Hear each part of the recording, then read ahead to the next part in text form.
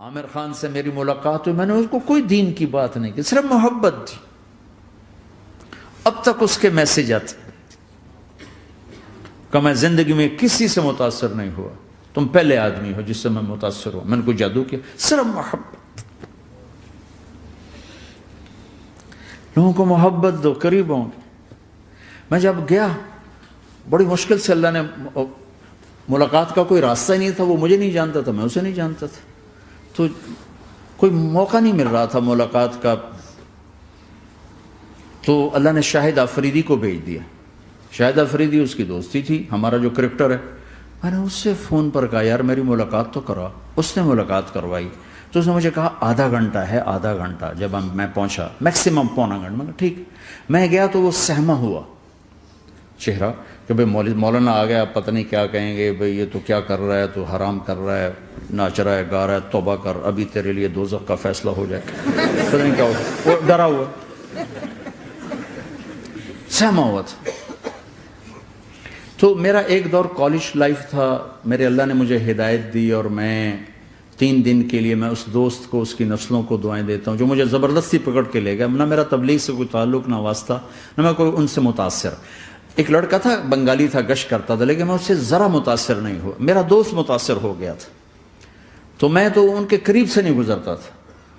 تو وہ اور میں اسکول میں اکٹھے آ رہے تھے، کالج میں اکٹھے آ رہے تھے، تو وہ متاثر ہوا، وہ 3 دن کے لیے جا رہا تھا، تو مجھے بتائے بغیر میرا ہاتھ پکڑ کے لے گیا، مجھے کام ہے چلو میرے ساتھ، اور میں اس کو انکار نہیں کر سکتا تھا، یہ میرا اس کا تعلق تھا، اب بھی اسی طرح بھائیوں جیسا تعلق، میں اس کا احسان ماں، مجھے زبردستی لے گیا۔ ہمارے پنجابی کی مثال ہے، کبے نو لت لگی وہ سیدھا ہو گیا، وہ جو ہوتا ہے ہنچ بیک ہوتا ہے نا، اس کو کسی نے لات ماری تو وہ سیدھا ہو گیا، مہربانی بھائی تیری لات سے میں سیدھا ہو گیا، تو مجھے تو وہ کبے والی لت پہ گئی، تو اللہ نے مجھے اس طرف لگا دیا۔ اور جب میری کالج لائف، میں نے کالج کا بہترین سنگر تھا، اسکول کا بہترین، یہ دنیا جن سے کیا ہے، اس زمانے میں یہ سارا کو اٹھائی میں نے سارا کیا ہے، تو اب وہ بیچارہ ایسے بیٹھا ہوا، تو میں نے اس سے بیٹھتے ہی فلموں کی باتیں شروع کر دی، اور تھوڑی دیر بعد میں نے محسوس کیا کہ فرام 60 to 72 جو فلم انڈسٹری کو جتنا میں جانتا تھا اتنا وہ نہیں جانتا، تو اس کے اوپر میرے علم کا روپ پڑ گیا، اس کی لائن کا علم تھا نا، تو حیران پریشان، یہ واز تو ہو نہیں رہا، تو کبھی دلیپ کمار کی باتیں شروع ہو گئیں، کبھی راج کپور کی شروع ہو گئیں، اور کبھی محبوب صاحب شروع ہو گئے، کبھی مدن موہن شروع ہو گئے، وہ آدھا گھنٹہ تو یوں ہی گزر گئے۔ تو آدھے گھنٹے کے بعد میں نے کہا جی ہمارا تو ٹائم اوور کریں، اٹھیں چلے اوپر چل کے بیٹھتے ہیں کھانے کی ٹیبل پر، ہم وہاں جا کے بیٹھ گئے، پھر وہیں باتیں شروع ہو گئیں۔ جب اس کا سارا خوف دور ہو گیا اور ریلیکس ہو گیا، اس میں پونے گھنٹے سے 50 منٹ گزر گئے تھے، تو پھر میں نے کہا عامر بھائی آپ حج پہ آئے ہیں، اگر آپ اجازت دیں تو آپ کو اپنے نبی کا حج سنو۔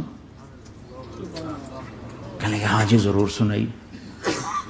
پھر میں 1.25 گھنٹہ بولتا رہا، اور وہ ایسے کر کے یہاں سے وہ یوں نہیں ہوا، 1.25 گھنٹہ ایسے بیٹھ کے یوں سنتا، ہلا نہیں اپنی جگہ سے۔ لوگ محبت کے بھوکے ہیں، تم فتوے دینا شروع کر دیتے۔ 2 گھنٹے کی ملاقات کے بعد جب ہم نکلے تو نیچے تک چھوڑنے آیا عامر خان۔ حج کے بعد میں نے کہا ایک ملاقات اور ہو جائے گا، ضرور ہوگی۔ پھر اس کا میسج آیا کہ میں مدینے چلا گیا ہوں، معذرت چاہتا ہوں۔ میں نے کہا میں مدینے آ جاؤں گا، میں مدینے پہلے ہو آیا تھا حج سے پہلے۔ تو اس نے کہا کہ آپ 14 تاریخ کو آ جائیں، 4 سے 6 کا ٹائم میں نے آپ کے لیے رکھا ہے۔ تو میں، جنید اور ایک اور ساتھی، ہم دوبارہ وہاں چلے گئے 4 بجے، 4:15 ہم اس کے ساتھ ہماری سٹنگ شروع ہوئی، 4:15 سے 10:15 تک 6 گھنٹے مسلسل، اور اس کے ماتھے پہ ذرا نشان نہیں آیا کہ میں بور ہو رہا ہوں۔ اور اس کے بعد ہم اٹھے، اس کا جی نہیں چاہ رہا تھا کہ ہم اٹھ کے چلے جائیں، محبت۔ پھر ایک امتحان پڑ گیا، میں اجتماع میں تھا ڈائمنڈ کے پچھلے سال، اس کا میسج آیا کہ میری فلم تلاش آ رہی، اس کی کامیابی کی دعا کرو۔ میں بھی اے چنگی بڑی. میں کہا اب کیا کروں؟